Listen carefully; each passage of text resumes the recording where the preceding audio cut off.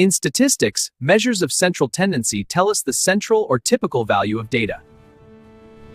When data is scattered, we need one value that represents the whole data set.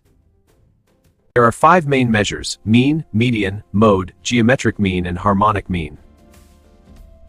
The arithmetic mean is the sum of observations divided by the total number of observations. For the data 246, the mean is 4. Mean is the average. Add all values and divide by total number of observations.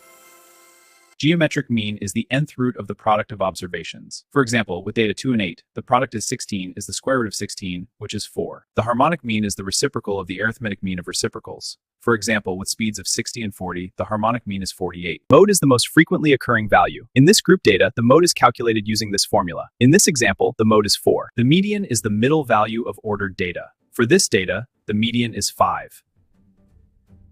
Median is the middle value after arranging data in order. Quartiles divide data into 4 equal parts. The formula for the kth quartile is shown. The second quartile is the median.